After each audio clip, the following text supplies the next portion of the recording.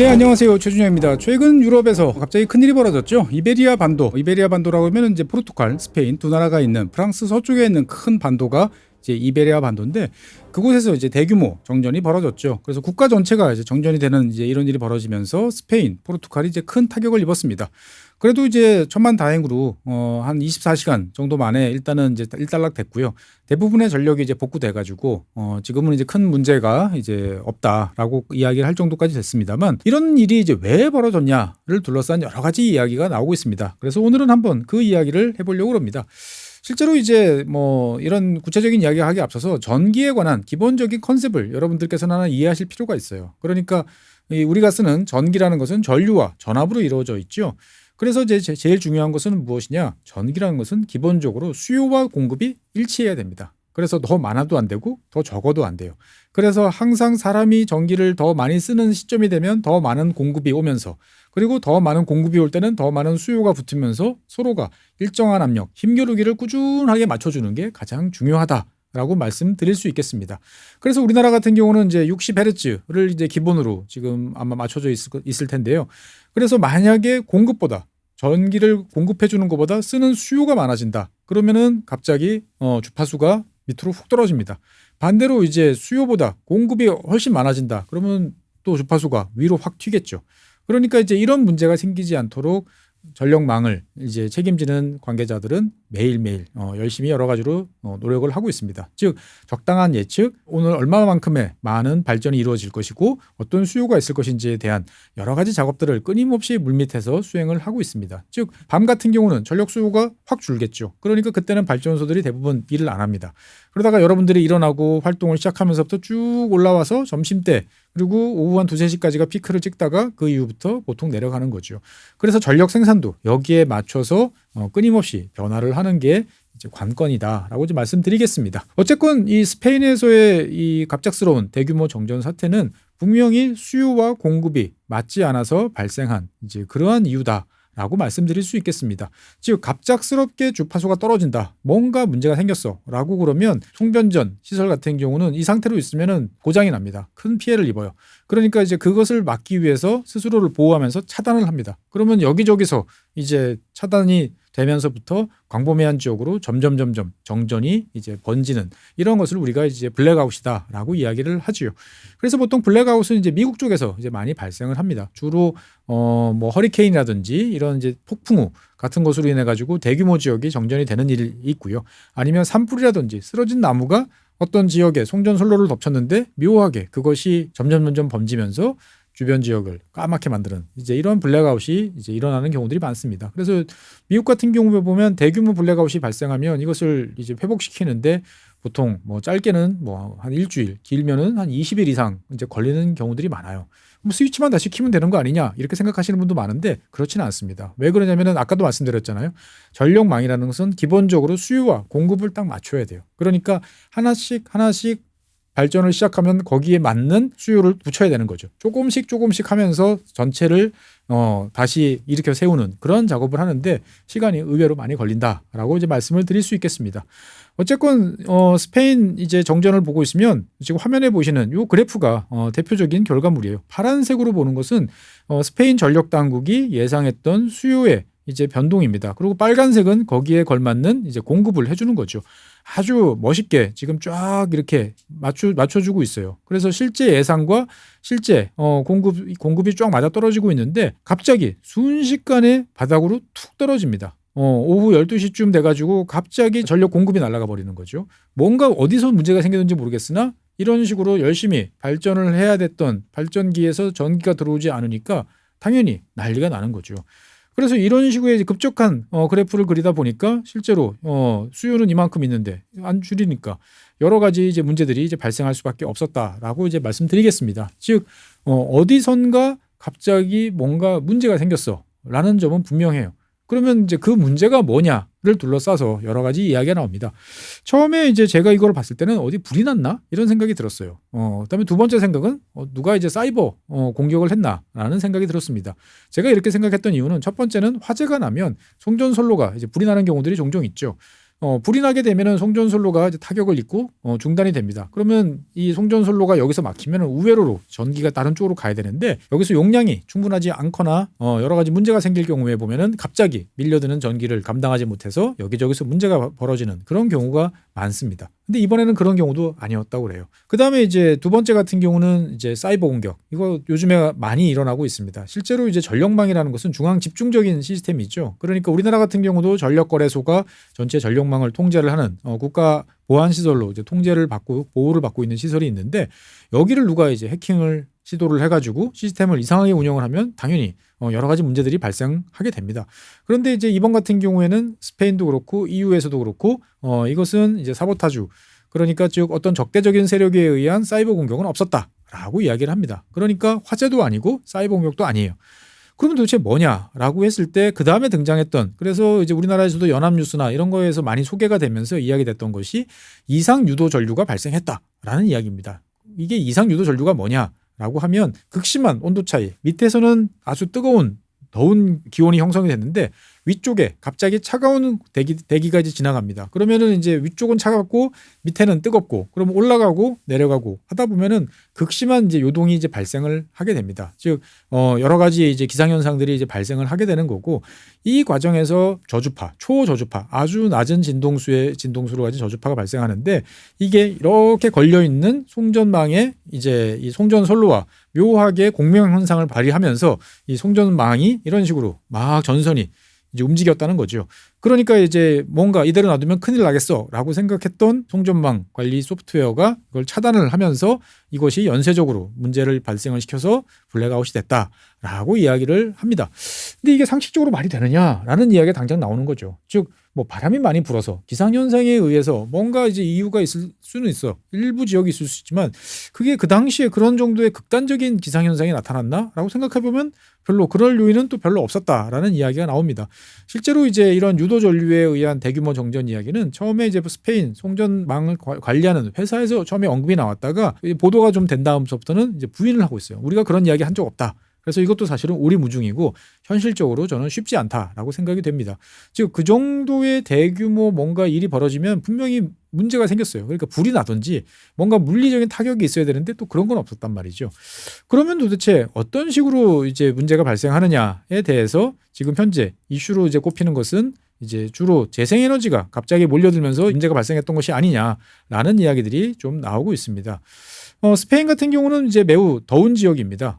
더운 지역이다 보니까 이제 태양광, 그 다음에 바람도 이제 잘 부는 지역이에요. 그러니까 유럽 전체적으로 봤을 때 상당히 스페인 같은 경우에 보면은 재생에너지가 유리한 지역입니다. 다른 한편으로 보면은 스페인 같은 경우에는 이베리아 반도, 왼쪽에 이제 포르투갈이 있습니다만, 잠깐 이베리아 반도 전체를 놓고 보면 이베리아 반도는 섬처럼 약간 고립되어 있는 그런 지역입니다.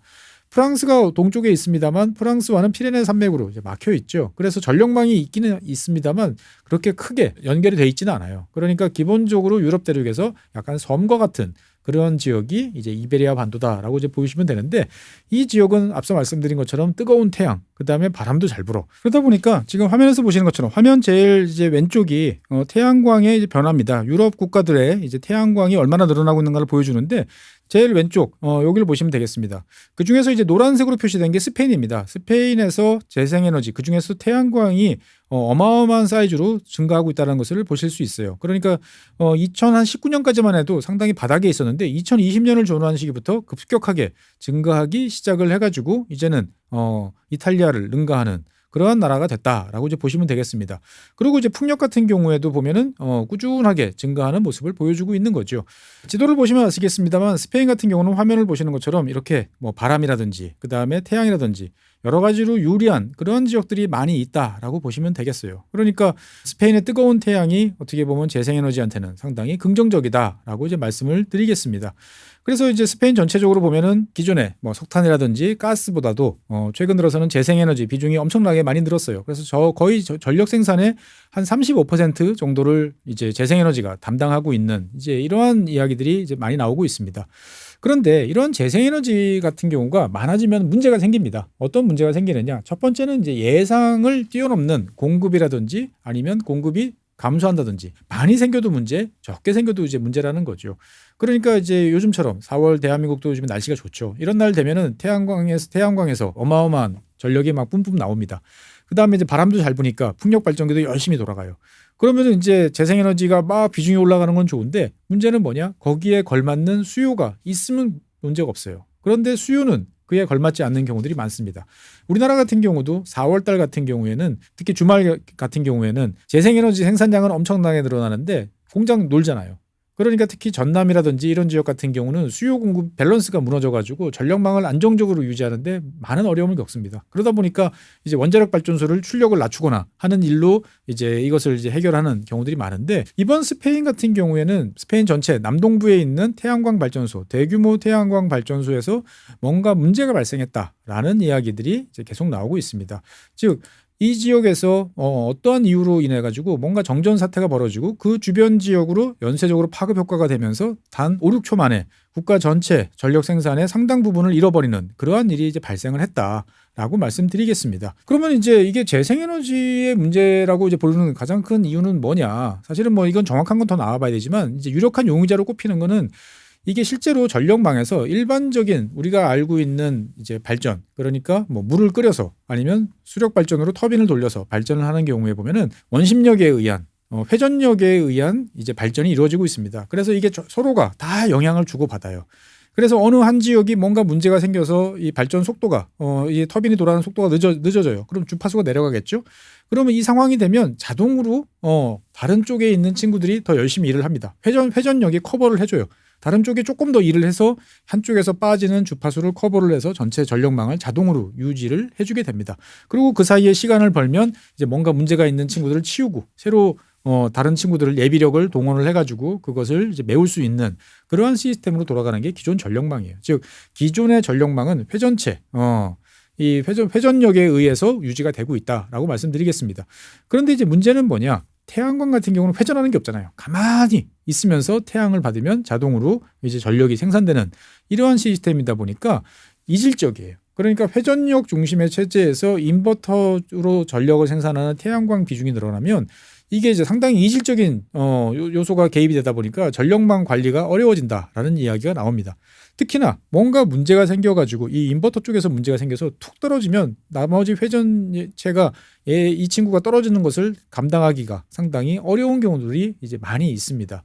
그래서 우리나라에서도 과거에 몇 번 이제 시뮬레이션을 돌려본 적이 있어요. 전남이라든지 전북 지역에서 이제 뭔가 과잉 생산이라든지 뭐 여러 가지 인버터 이쪽에서 문제가 생겼을 때 어떤 일이 벌어지는가 소규모로 이제 시뮬레이션을 돌려보면 주변 지역으로 생각보다 훨씬 넓은 면적으로 이제 정전이 확산되는 모습을 보입니다. 즉 전력망에 기본적인 어떤 한계라는 것들이 있는 거죠.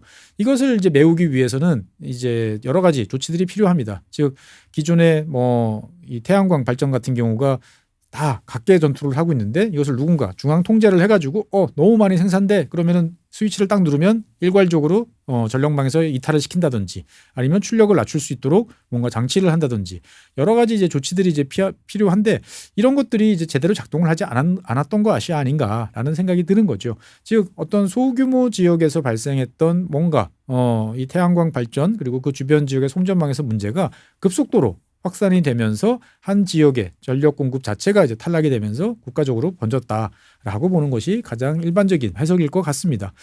어떻게 보면은 이제 재생에너지를 너무 이제 폄훼하는 거 아니냐, 안 좋은 쪽으로 보는 거 아니냐라고 이제 생각하시는 분도 계실 것 같은데 사실 이제 이것이 제일 큰 고민이에요. 제가 여러 번 말씀드렸습니다만 기존의 전력망이라는 것은 이제 회전체에 기반한 관성력에 기반한 전기 생산 시스템으로 가고 있어요. 그런데 여기에 이제 인버터 체계가 들어오다 보니까 이게 비중이 낮을 때는 그러니까 뭐 전체 10%, 뭐 15%이 정도 될 때는 이제 큰 문제가 없습니다. 그런데 이제 이것이 날씨가 좋고 그다음에 뭐 날씨가 좋으니까 그러면은 당연히 태양광 같은 경우에 보면은 연료가 만들잖아요. 그러니까 제일 싸게 많은 전력을 만들어내다 보니까 태양광 비중이 훅 올라가서 절반을 넘어가는 경우들이 생깁니다. 이제 이런 경우들이 생기는 나라 같은 경우는 이 전력망을 안정적으로 유지하는 게 이제 상당히 어려워질 수 있다라고 그동안에 이제 여러 차례 경고가 되었는데 이번에 이런 일이 벌어진 것이 아닌가라는 생각들을 이제 하고 있는 거죠. 실제로 이것이 밝혀지기 위해서는 이제 데이터들을 이제 분석하는 작업들이 이제 뒤따라야 될 것 같습니다. 그나마 다행스러운 점은 이 전력과 관련된 데이터는 다 기록이 기술이 돼 있어요. 어마어마한 데이터들이 양산이 돼 있고 실시간으로 다 저장이 되고 있기 때문에 이것을 추적을 해가지고 다시 시뮬레이션을 얼마든지 돌려볼 수가 있는 거죠. 그래서 어디에서 어떤 문제가 발생했는지를 이제 파악할 수는 있는데 문제는 이 과정에서 이제 꽤나 많은 시간이 걸릴 수 있다. 왜? 그걸 돌려서 다시 재현이 될 때까지 여러 가지로 이제 실험 이런 것들을 해봐야 되니까 여러 가지 문제들이 발생을 할 수가 있는 거죠. 어쨌거나 이제 정확한 문제의 원인은 좀 시간이 걸리겠습니다만 현재로서는 이제 재생에너지 쪽과 관련돼 있는 공급망 그리고 전력망에 여러 가지 문제가 생기는 거 아닌가라는 이야기들이 좀 나오고 있습니다. 실제로 이제 태양광 세계에서 가장 급속하게 태양광을 이제 확대하고 있는 중국 같은 경우에도 작년 말인가요? 작년 하반기부터는 더 이상 대규모 태양광 발전을 이제 허용하지 않는 지방 정부들이 늘어나고 있다. 이런 이야기들이 나오고 있어요. 그러니까 내가 태양광을 더 추가로 발전소로 만들게요. 그러면은 너의 전력을 필요로 하는 누가 너의 전력을 쓸 건지를 갖고 와. 그러니까 너가 100을 생산하면 85만큼을 감당할 수 있는 누군가를 갖고 오면 허락해 줄게. 라는 식으로 간다는 거죠. 즉 중국 입장에서 봤을 때도 너무 특정 지역의 과잉 이제 전력이 생산되다 보니까 이것을 전체적으로 배분하고 전력망을 유지하는데 어려움을 겪고 있다라는 이야기가 이제 나오고 있는 거죠. 어쨌거나 이제 뭐 기후 변화라는 이런 이제 인류적인 문제를 해결하기 위해서는 탄소를 발생시키지 않는 무탄소 전원인 태양광, 뭐 풍력 그리고 원자력 이런 친구들의 도움 그리고 밸런스를 맞춰가는 게 중요한 거죠. 중요한 점은 어떻든 간에 서로가 장점도 있고 단점도 있어요. 그러니까 이런 놈들을 잘 조합을 해가지고 최적 대한민국에 맞는 모델, 스페인에 잘 맞는 모델 그리고 그것을 유지하기 위한 여러 가지 노하우들을 이제 만드는 작업들이 필요한데 그런 것들은 사실 현장에서 하나씩 해보면서 할 수밖에 없는 거죠. 어찌됐든 스페인의 이러한 문제들은 전 세계적으로 봤을 때 다른 지역에서도 발생할 수 있는 문제다라는 점에서 경각심을 불러일으키고 있고요. 여기에 대해서 어떤 결과가 나오는지에 따라서 많은 것들이 이제 변화될 가능성이 높습니다. 대한민국은 문제가 없느냐라고 이제 궁금해하실 분들이 있는데 현재까지는 뭐 큰 문제는 이제 없어 보입니다만 저 개인적으로는 이제 특정 지역, 특히 이제 그 호남 지역에 좀 재생에너지들이 많이 편중돼 있는 그런 경향들이 있어요. 땅값도 저렴하고 여러 가지로 이제 뭐 태양이라든지 바람이라든지 이런 것들이 양호한 지역들이 많다 보니까 그쪽에서 생산량이 이제 급속도로 이제 늘어나는 경향을 좀 보이고 있는 거죠.